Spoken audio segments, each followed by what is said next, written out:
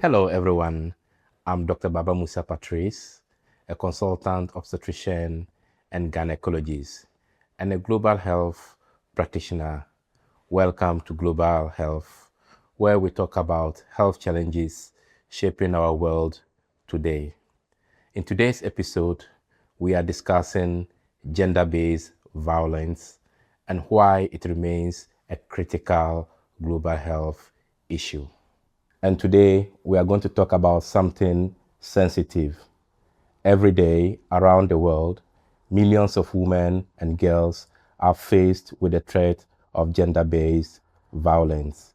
Gender-based violence is a violation of human rights and a global public health crisis. According to the World Health Organization, nearly 1 in 3 women will face physical or sexual violence in their lifetime, and most often from intimate partners. Last year, 316 million women and girls faced physical or sexual violence.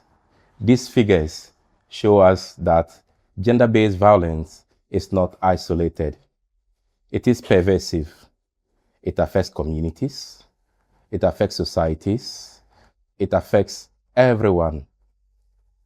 One of the most harmful forms of gender-based violence is FGM, known as female genital mutilation. According to the World Health Organization data, 230 million women and girls have undergone female genital mutilation. Behind these numbers are lives, our mothers, our sisters, our friends, and our daughters, whose life and health are at risk. Today with me are 2 important guests, and we will be taking you through gender-based violence. Hello, ladies and gentlemen. Welcome to today's program, Gender-Based Violence. May you please introduce yourselves to our audience? Well, I am Maria Masahid. I'm a youth gender-based violence activist back in Sierra Leone, and also I'm a student at the University of Limerick studying peace and development studies. Okay. I am Dr. Abuyat Adam. I'm a specialist obstetrician and gynecologist from the Sudanese Medical Specialization Board. Currently, I'm working as a registrar of obstetrics and gynecology at University Maternity Hospital of Limerick, and I'm also expert in gender-based violence issues and clinical management of rape. That's very impressive CV. Yeah. So, Adams, you are from Sudan. When people in Sudan hear the word gender-based violence, what usually comes to their mind? So, gender-based violence in Sudan. So, people in Sudan have varying levels of awareness about gender-based violence, and this depends on the geographical backgrounds of the people, the level of education, and the humanitarian outreach there. And with the ongoing conflicts in Sudan, like in the western part and the southern part of this country for around 40 years now, people at least have heard about gender-based violence, and with the escalating war in Sudan now for 3 years. So there's increased exposure to gender-based violence. So that lead the issue of gender-based violence to be more prominent at the national level there. But I can't say that there is a uniform knowledge regarding gender-based violence. So most of the people now, when they hear gender-based violence, they'll think about the physical form of gender-based violence, like the beating, the hitting, and they don't recognize the beyond broader spectrum of gender-based violence, like the emotional abuse, the economical violence, the denial of resources, and other form of the violence. So still efforts need to be done so as to educate people about gender-based violence and all forms of gender-based violence. Okay. Is it the same in Sierra Leone, or you have a different perception about what gender-based violence is? Well, yeah, especially the part where he made mention that aside the physical torture that most people see, they tend not to see the mental, the emotional torture, because most times the gender-based violence that is not spoken about mostly is the intimate partner violence and abuses that they go through in the homes. I would say one of the things that we also tend to forget is the gender-based violence also has some impact on our young men that are also growing up. So even in Sierra Leone, we've had cases where a young man will come and say, "Oh, my uncle did abuse me, or this person did abuse me. I was on my way home and someone raped me." And those are cases you never hear. Mhm. But when it comes to gender-based violence, I wouldn't lie, it's the same. It talks about torture, the physical abuse and all. Okay, okay. And do you think the understanding of gender-based violence is dependent on the level of education? Well, yeah, I would say that because most communities, especially where they're not aware about these things, Mhm. they take it as, oh, it's just a relationship thing. We're in a relationship. He has a right to beat me. I didn't do the right thing. I went out and I didn't tell him, so he has a right to beat me and all these things, right? For them, it's like taming a woman that is untamed. Mostly that's how they see it. And I agree with Marioma regarding the importance of education in the concept, people knowing the concept of gender-based violence, because we can see the most areas that gender-based violence is practiced there are the areas with less level of education.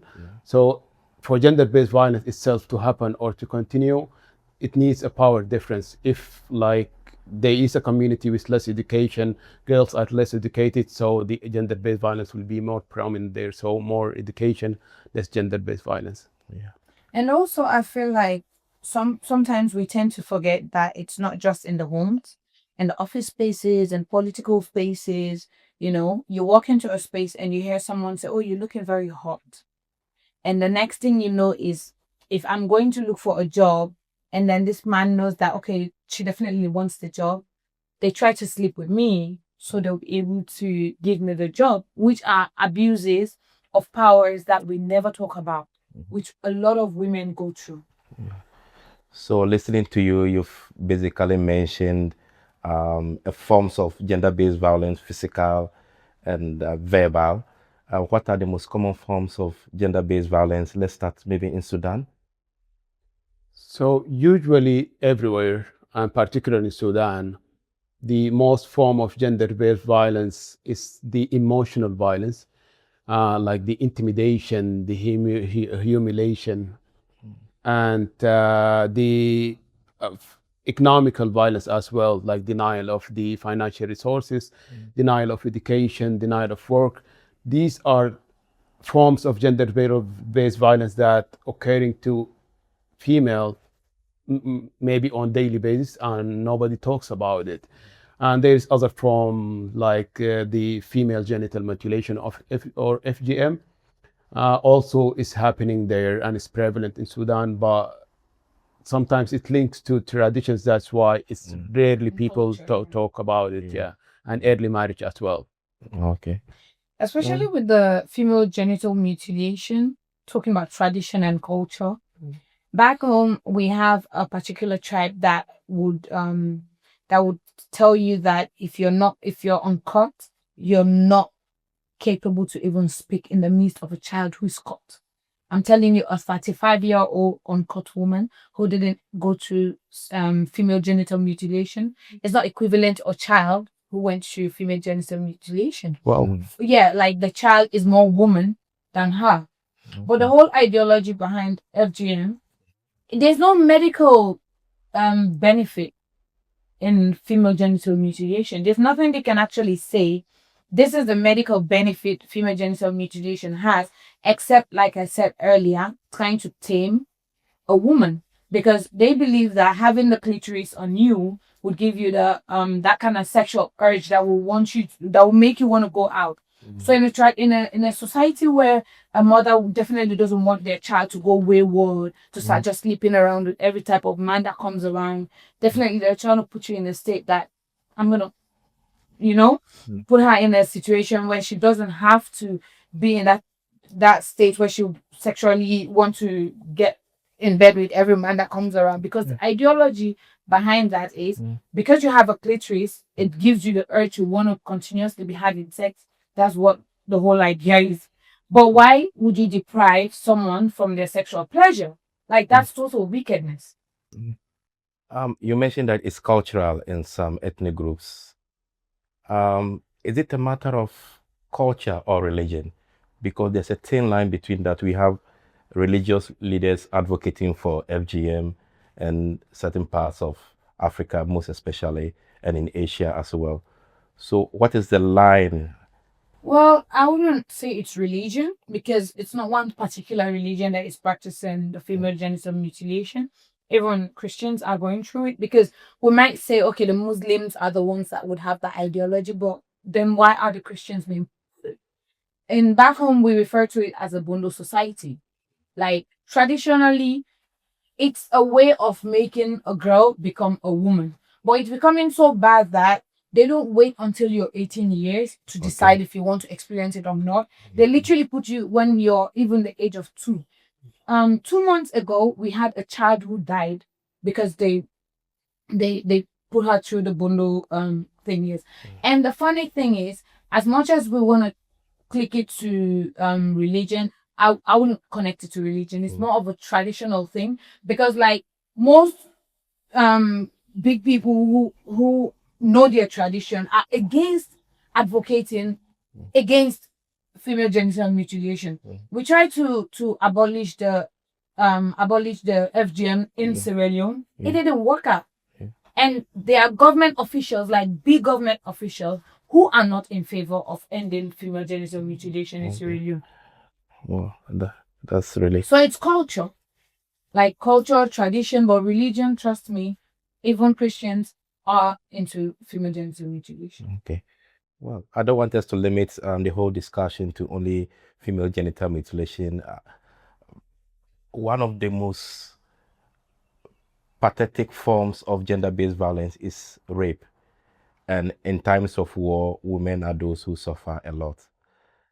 Has the incidence of rape increased recently in Sudan because of the war? Definitely, during war and all conflict times and emergencies, there'll be kind of collapse in the infrastructures. There'll be collapse in the institutions that used to protect women and protect them, like the social networks, the legal system, the health system, and even the social bounds, social protection that the girl will have with the presence of her family, the presence of her neighbors. So all this kind of protection system will be collapsed and destroyed by conflicts and emergencies. That's why gender-based violence levels tend to be higher during conflicts and during wartime, because war will create a media where it's easier for perpetrators to do rape and it's easier for them to escape from being punished. And that's what happened in Sudan there. With the Sudanese crisis, trends and statistics related to rape increased to its maximum levels. And we saw all the forms of gender-based violence, including the rape itself, levels increased there. And it's being used as a war weapon there in Sudan there. And a lot, this kind of mass rape occurred in the capital of Sudan. People getting raped in their houses on their way to reach the camps, sometimes even after reaching the camps there. And especially this was happening in the western part of the country for ages like 2002 with the war in Darfur there. But nobody was allowed to talk about the issue of rape back then during the time.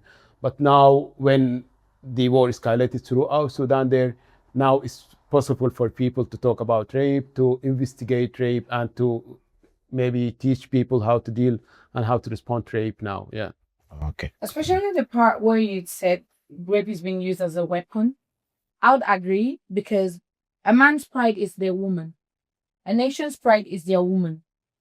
When they made the statement, if you want to educate a world or the country, educate a girl child, they believe that if they want to trample on their opponent's ego or defeat them, is to fight on a woman, which is to sleep with a woman. That's a whole nation's pride, you know.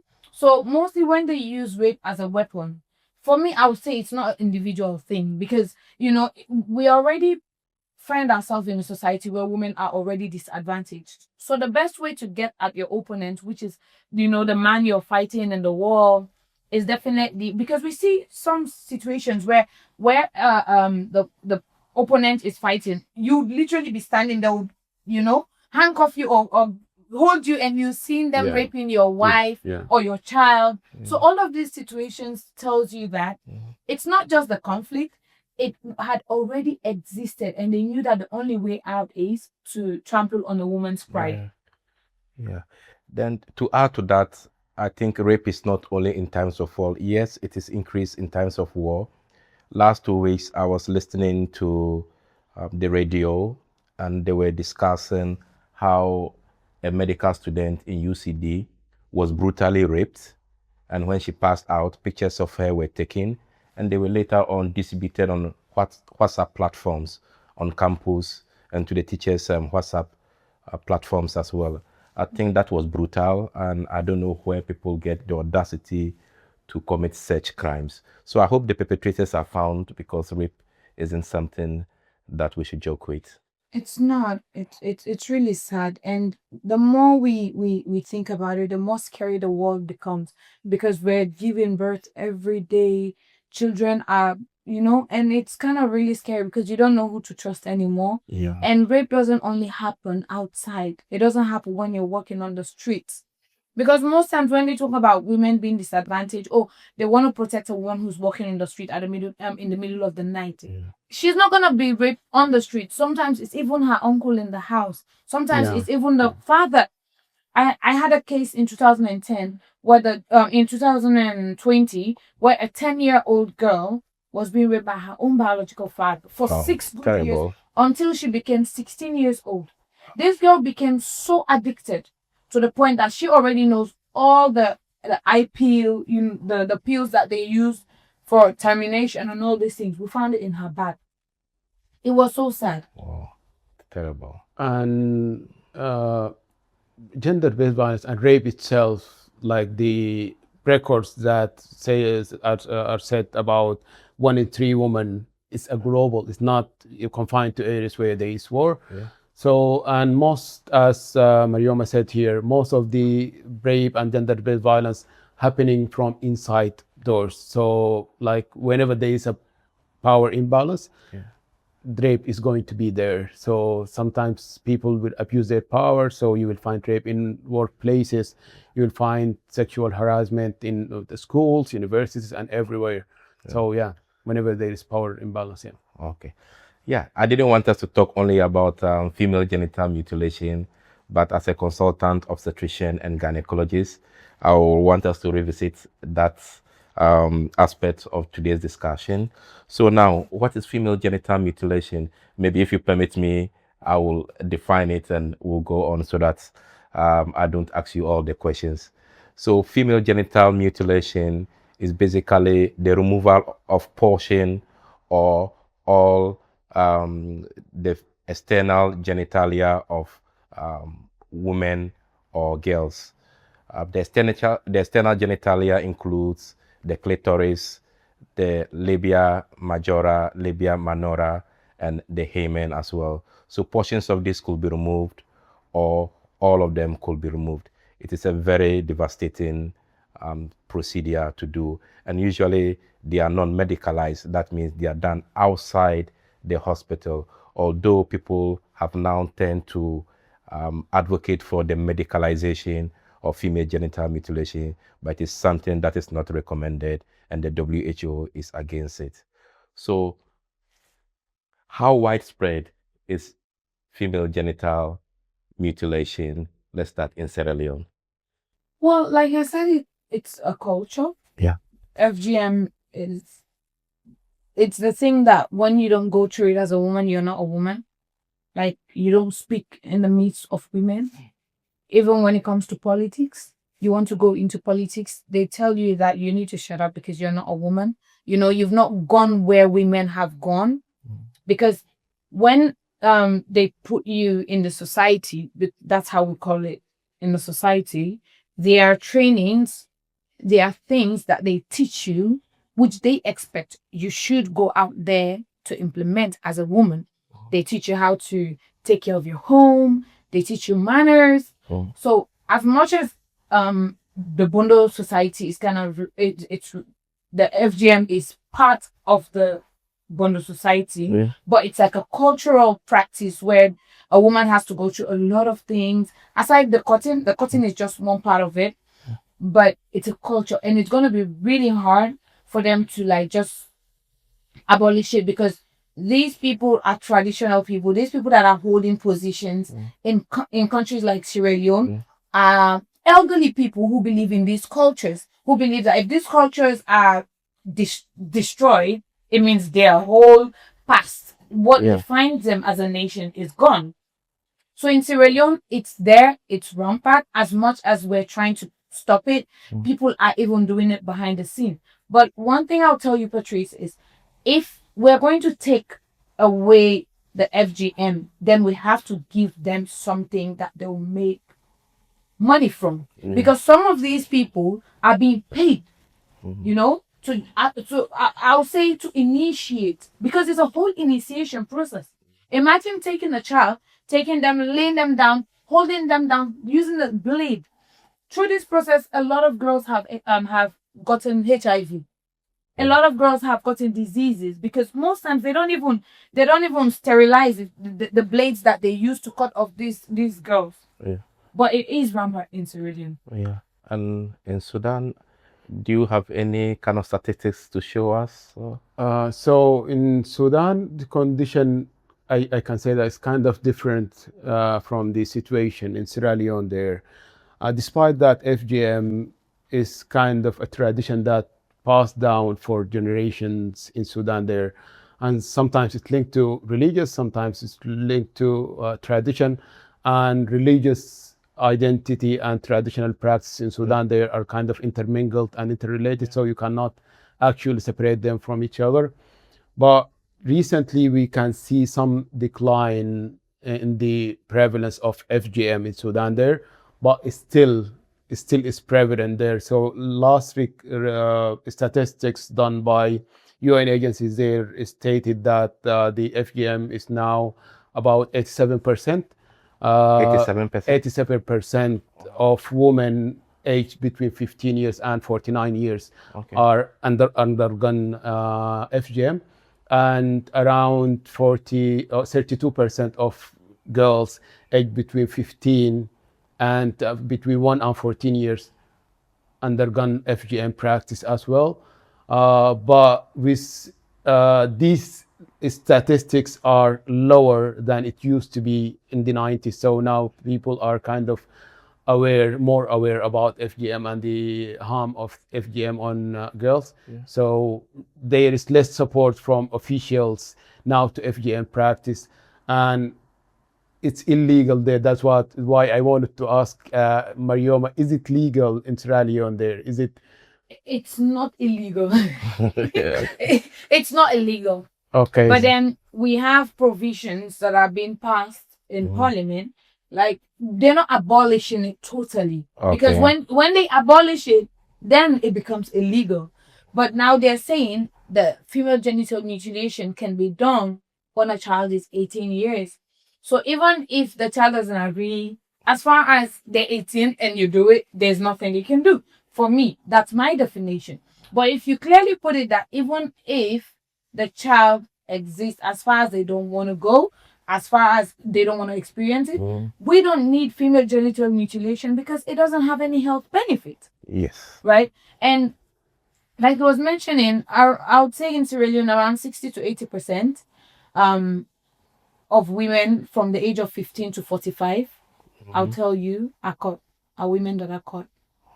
And most of the ones that are not caught are from a particular tribe. I would say like the Creole. They do not believe in the female genital mutilation. So even if some are caught, that would be just a little amount of them, but not every one of them. You made mention about some of the complications of female genital mutilation, like infection, you have bleeding, birth complications, even death. Do people in Sudan understand these consequences? So, as I mentioned earlier, the knowledge levels is varying in Sudan, but most of the people, if you ask them about is it harmful, they'll tell you that FGM is harmful, but they don't recognize the long-term effect on FGM on the survivors of FGM. Will be just looking at the immediate effect, as you mentioned, the bleeding, the infection, and the pain, and if the girl managed to pass the acute days like 2 weeks and she's fine, they think that they get away with it and everything is fine now, but they don't pay attention to the long-term effect, like the mental effect on it, the psychological effect, and the effect later in life, even in birth, while giving birth. And then most of the people are not aware about that yet.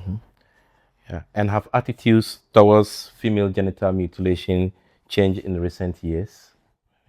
Well, Maureen? as recent as a year, or I wouldn't a year or 6 months ago, there's a young lady who actually had to make a report and take the case to the ECOWAS. Okay. Yeah, the ECOWAS court. She was brutally abused, but in that case, what I realized is people are still in denial that such thing could happen.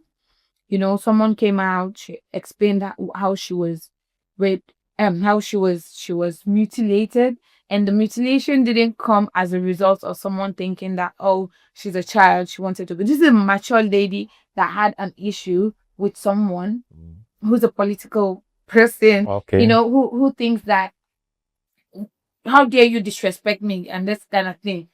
Find people, they capture her and they take her. Oh, that's terrible. Yeah. So, um, it's just devastating. But then the ideology behind FGM is gonna be hard for it to push away, because people still believe that women should go through female genital mutilation. But awareness is being done, and Global Youth Network is a youth organization in Sierra Leone. Okay. They've been advocating a lot, and they've been working with youth groups to advocate on, and also the organization where I serve as the vice president, FACO Foundation. Fortunately, that organization even advocates for the reconstruction of the clitoris. And my mentor, FACO, she's in America. She has gone through the reconstruction of the clitoris. And it's a procedure that they're actually advocating for women who would want to experience to go through it. But the awareness is coming. People are being more aware about the negative impact of female genital mutilation. I'll just say it's just denial. Yeah. So same in Sudan, there people are now more aware, and Okay. girls, especially in urban areas of Sudan, are less likely to undergo FGM now. And there's statistics regarding FGM on a survey that was done by one of the UN agencies. Now Sudanese women and mothers are like 41% of them, just 41% think that it's mandatory to do FGM to their girls. This statistics was 87% in the 90s. So Okay. with the ongoing awareness campaigns and the activities that's done to educate people, now the situation is changing in Sudan. And in the 90s, people would celebrate FGM. They do FGM Yeah. and they do a feast and a Yeah, party a and feast. everything. But now they are hiding it and they are feeling ashamed to do it to their girls. That means that the efforts to educate people has its effect on people, and now it's less practiced area, and Yeah. people not celebrate it anymore. Yeah.